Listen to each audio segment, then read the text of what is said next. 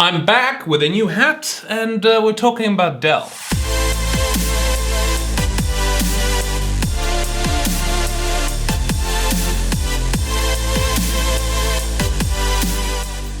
What's up guys and welcome back to the channel. Sorry I've not been posting for the past couple of weeks, but you know the story, you're busy and stuff like that. But I'm gonna now keep to the consistent weekly upload schedule from now on, hopefully.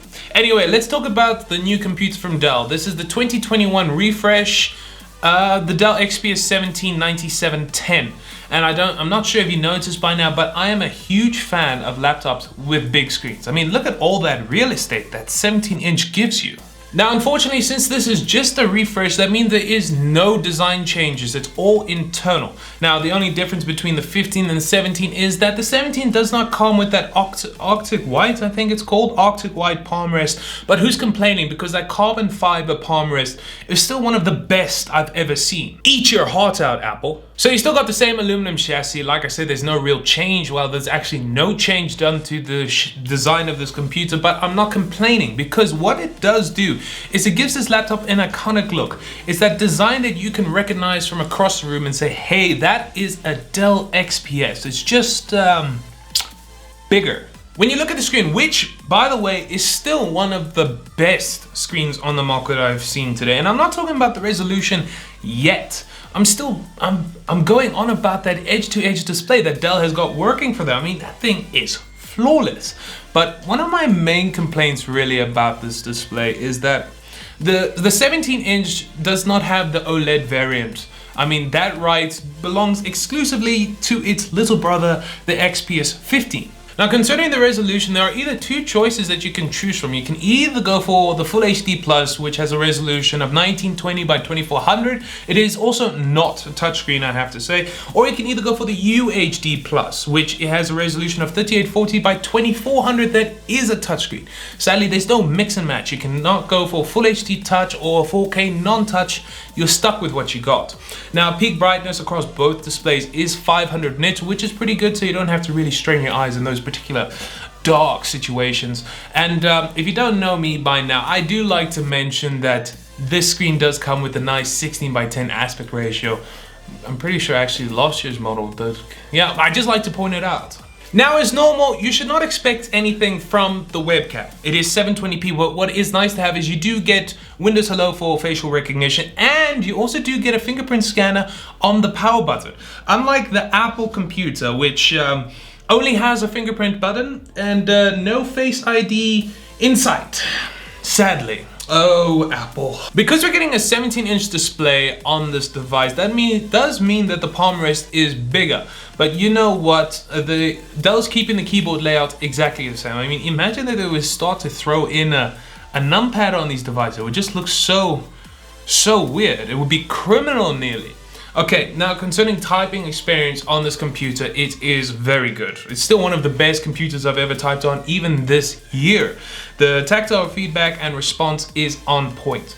Now, what has actually grown with the palm rest and the screen size is the touchpad. And you know what? It is gigantic. It's big. I'm even making up words, you know? And it's nice to see that Dell is actually tapping into this market, you know? You see what I did there? Tapping in. That they're tapping into this market, and it's not only solely operated by Apple. See what I'm saying there? So it's good to see that there's other companies that are now breathing this air that Apple has been consuming for so many years. Okay, now the touchpad is still very precise thanks to Windows Precision drivers, and I must say the palm rejection is very good. I mean, actually, recently I've been having more problems with my MacBook than what I had on my limited time on that Dell XPS 17. Port selection is pretty minimalist, or should I say normal actually in this day and age. I mean, we got 4 Thunderbolt 4 ports, which is a nice jump from Thunderbolt 3, I must say. We got a full-sized SD card reader, thank God. And then we got a headphone jack. Now we get on to what is actually being renewed about this laptop, and that is the internals. So the CPU can be spec'd up to the new 11th gen Intel Core i9-11900H, which is an 8-core 16-thread processor with a base clock speed of 2.5 GHz that can be turbo boosted to 4.9 GHz. By the way, comment down below if you'd like to see a Dell XPS with an AMD CPU. I actually would like to see one of those. I really think it would be a fantastic computer. The next improvement is the GPU. So you can either go for the integrated graphics, that is if you're going to be doing something, those simple tasks like email exchanges or browsing the web, but as soon as you start going into the more GPU taxing stuff, I'm talking about video editing and graphics design, you can either choose an RTX 3050 or an RTX 3060.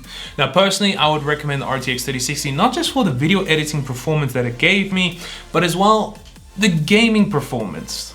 Now the battery in here is 97 watt hours, and unlike the XPS 15, that number does not change regardless of the screen resolution that you choose. So if you go for the Full HD Plus, you should be able to range an average usage between 9 and 10 hours.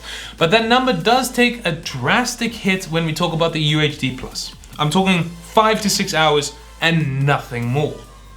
Man, that panel is a power drainer. Let me know in the comments below if you think those extra pixels are worth it.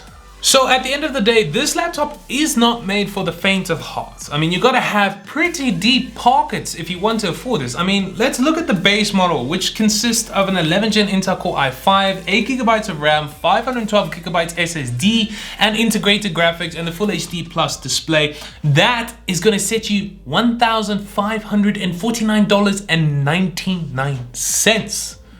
Wow. And to spec this laptop out, not to the fullest because that option is not really available to you, but to get an Intel Core i9, 32 GB of RAM, 1 TB SSD, RTX 3060, and a UHD Plus display, that is going to set you back $3,199.99. I mean, that is so expensive. Now, you know what? If you've got the money for it, then the computer does get my WBT award because it is a fantastic device. But anyway, let me know in the comments below if this is something that you are interested in getting. I'm really curious if you find this computer is worth the high amount. And that is the end of the video, guys, and I'd like to thank you so much for watching. If you liked it, make sure to hit that like and subscribe button, as well as to smash that notification bell to be kept informed about my weekly videos. And do you know what? I'm going to end this off by showing my terrible hair. Oh, it's not that bad.